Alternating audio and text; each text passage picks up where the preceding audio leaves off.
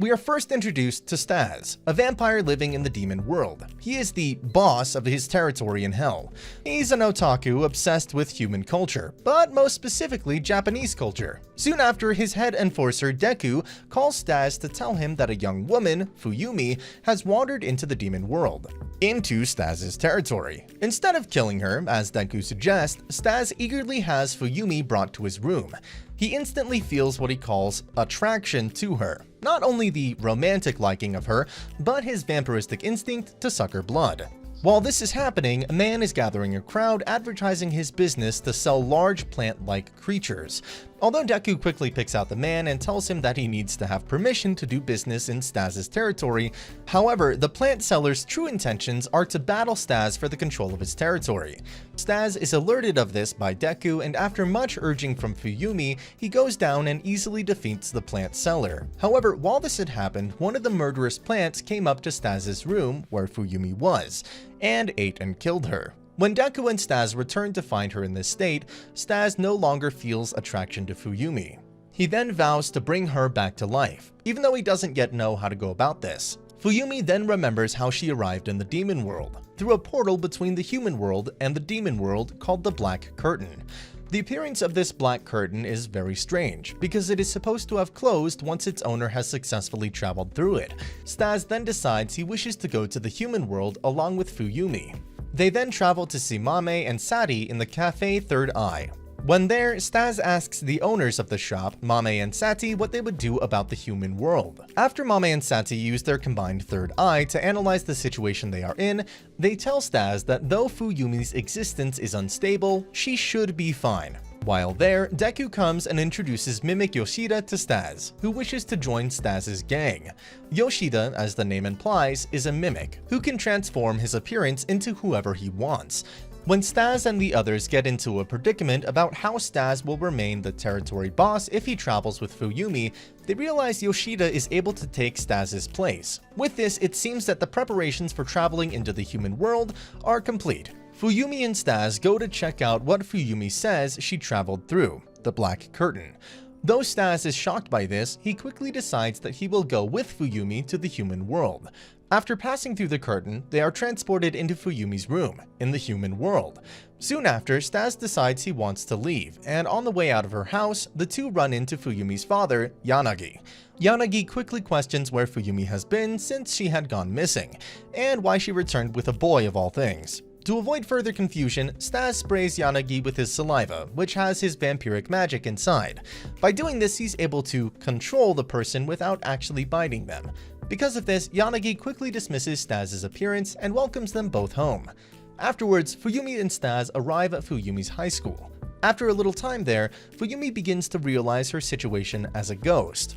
When she speaks to her friends, their memories begin to clash, and soon she's noticed less and less. As the weight of the situation begins to affect her, Stas returns to her and points out that she is starting to disappear in this world. Her legs and arms begin to fade, and she is literally disappearing. In order to keep her safe, Stas allows Fuyumi to take some of his magic by having her drink a drop of his blood. He again vows to always keep her safe. Though the magic is initially too powerful, Fuyumi turns back to her normal ghost self. Soon afterwards, Stas decides it's time to return to the demon world, so that he regains enough energy later to travel to Akihabara. Stas then questions about the whereabouts of Fuyumi's mother, and we learn that she does not know. As they return to Fuyumi's room, they are met by Belle Hydra Belle, a treasure hunter and sorceress of spatial magic. She introduces herself and explains that she knows that Mimic Yoshida is replacing Stas in the demon world, since she is able to see in any part of space as long as a frame is created to look through. Belle tells the two that she's the owner of the Black Curtain, and that she's trying to figure out the mystery of how she left her curtain open, even after she put it away properly. Belle then describes that Fuyumi and Stas must pay a fine for using her curtain, and she decides a total of 60 million yen. However, the two obviously think that that's ridiculous, so Belle quickly punishes them by transporting Stas to a random street in the human world, while Belle hangs on to Fuyumi and threatens to kidnap her if Stas does not retrieve a certain item for her. Stas then travels down to the store Oniglo and meets the store owner. Because Bell only told him he would know the item when he gets there, Stas questions the owner and is quickly led to a special room. To Stas' surprise, the prized item is a pair of ogre undies, and he must battle the store owner in order to get them. In the meantime, Belle is explaining to Fuyumi that the curtain she put up is no longer hers, and it was stolen from her by someone very powerful. Because of this, she is not able to put the curtain away, and is instead looking for the person who did it. This is why she made Stas fight the store owner, to see just how powerful he is. Back in Uniqlo, Stas quickly and easily defeats the store owner, and shows Belle that he is very strong. However, she knows after an explanation by Fuyumi that he did not steal the curtain. However, she does know something that may help Fuyumi return to life. She mentions the Book of Human Resurrection, and says that it is in Wolf's territory, an old enemy or friend of Stas. The three then decide to go and retrieve it. Stas and crew decide they must travel to the western part of Hell in order to retrieve the Book of Human Resurrection. They must go there because Baru said Wolf, the boss of the Western Territory, is in possession of the book. Because they don't want it to look like the start of a territory battle between Stas and Wolf, they decide to call upon the Chicken Brothers, the fastest transportation in the demon world. Though they run fast, they are very slow at counting money. After they finish counting their pay, the Chicken Brothers take Stas, Fuyumi, and Mame, Baru can simply use transportation magic when she feels like coming, quickly to the Western Territory.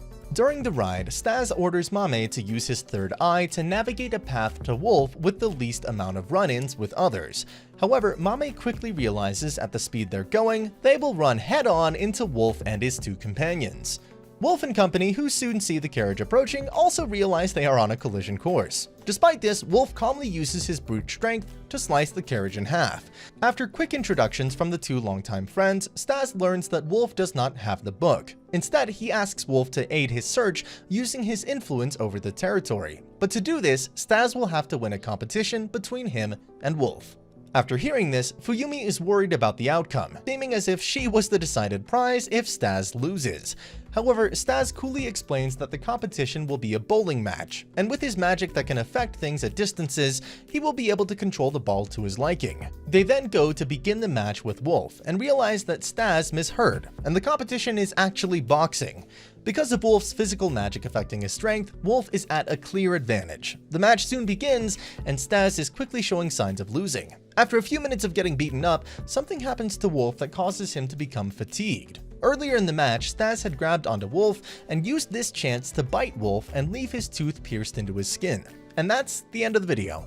As always, if you liked what you saw, subscribe to the channel. I'll be uploading lots of videos just like this, so I'll see you in the next one.